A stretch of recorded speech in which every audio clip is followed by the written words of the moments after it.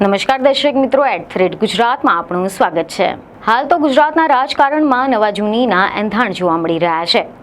જ્યાં એક તરફ વિસાવદરની જનતાએ આમ આદમી પાર્ટીને પેટા ચૂંટણીમાં જીતનો તાજ પહેરાવીને ભાજપને ઝાટકો આપ્યો છે, ત્યાં જ બીજી તરફ ભાજપના નેતા જવાહર ચાવડાએ પણ ભાજપની ચિંતા વધારી દીધી છે। કારણ કે જે રીતે વિસાવદરની પેટા ચૂંટણીમાં જીત ગોપાલ ઇટાલિયાની થઈ, પરંતુ તેમાં જવાહર ચાવડાના જયકારો થયો, તેને જોતા એવી વાતો વહેતી થઈ હતી કે ભાજપની હાર પાછળ પૂર્વ મંત્રી જવાહર ચાવડાની નારાજગી જવાબદાર છે। પરંતુ હવે તો આ વાતોને વધુ વેગ આપતા જવાહર ચાવડા ફરી એકવાર વિસાવદરમાં સક્રિય જોવા મળી રહ્યા છે। જી હા, એવા અહેવાલ સામે આવી રહ્યા છે કે જવાહર ચાવડા એ ગુજરાતના રાજકારણમાં એક સક્રિય અને મહત્વપૂર્ણ ચહેરો છે અને હાલમાં તેઓ ભારતીય જનતા પાર્ટી એટલે કે ભાજપના સભ્ય છે। આના અગાઉ તેઓ કોંગ્રેસમાં હતા। તેઓ જૂનાગઢ જિલ્લાના માણાવદર મત વિસ્તારમાંથી ગુજરાત વિધાનસભાના સભ્ય તરીકે ચૂંટાયા હતા અને કેબિનેટ મંત્રી પણ બન્યા હતા। વિજય રૂપાણીના પ્રધાનમંડળમાં પણ તેમને પ્રવાસન પ્રધાન તરીકે સ્થાન મળ્યું હતું। પરંતુ છેલ્લા કેટલાક સમયથી પૂર્વ મંત્રી જવાહર ચાવડા ઘણા સમયથી ભાજપથી નારાજ જોવા મળ્યા હતા, કારણ કે માણાવદર બેઠક પરથી જે ચૂંટણી થઈ તે વખતે કિરીટ પટેલને કારણે તેમને હારનો સામનો કરવો પડ્યો હતો।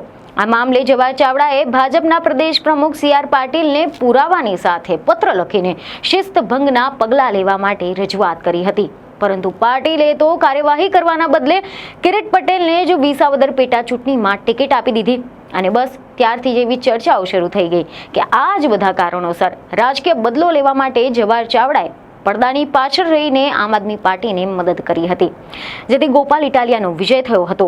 કારણ કે પેટા ચૂંટણીમાં ભાજપની એક ચૂંટણી પ્રચાર કે ચૂંટણી સભા વખતે જવાહર ચાવડા ક્યાંય જોવા મળ્યા ન હતા, પરંતુ હવે ગોપાલ ઇટાલિયાના વિજય બાદ જવાહર ચાવડા તો ગામડે ગામડે ફરી રહ્યા છે।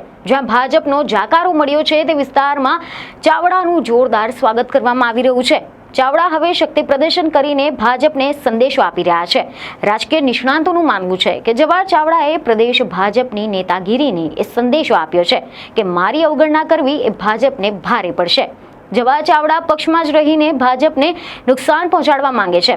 પ્રદેશ ભાજપ નેતાગીરી પણ જવાહર ચાવડાની સામે શિસ્તભંગના પગલાં લે તેવી શક્યતા ઓછી છે।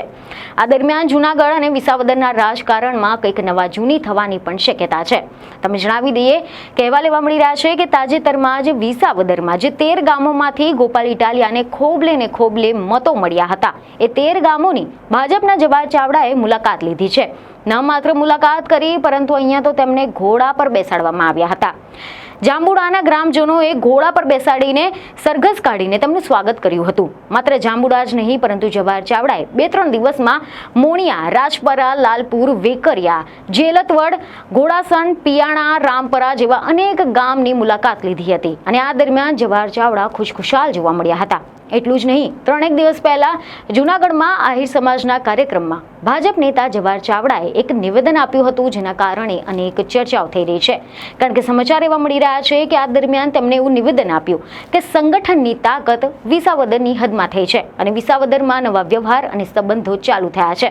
સૌથી મોટી વાત આ વિસ્તારમાં બની છે કે તેમાં તમે સંગઠિત થયા છો।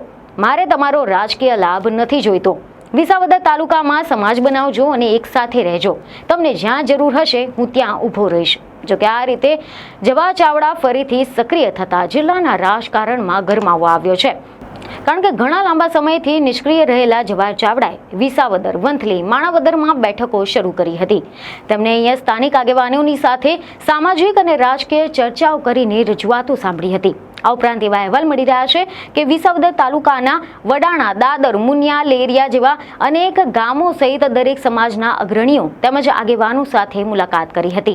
જાંબુડા ગામે આયોજિત આહિર સમાજના કાર્યક્રમમાં તેમણે નિવેદન આપ્યું હતું કે આ વિસ્તારમાં જે બન્યું તેના કારણે તમે સંગઠિત થયા છો અને સંગઠનની તાકાત પહેલી વાર જોવા મળી છે।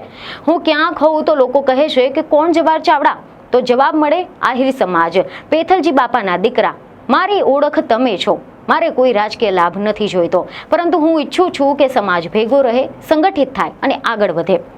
મહત્વનું છે કે વિસાવદરમાં યોજાયેલી પેટા ચૂંટણીમાં જવાહર ચાવડા ભાજપના ઉમેદવાર તરીકે ન હતા, પરંતુ આમ આદમી પાર્ટીના કાર્યકરોએ જીત બાદ જે રીતે જવાહર ચાવડા જિંદાબાદના નારા લગાવ્યા હતા, તેના કારણે જવાહર ચાવડાને વિસાવદરમાં ફરીથી સક્રિય થવા માટે પ્રેરિત કર્યા હોવાનું માનવામાં આવી રહ્યું છે।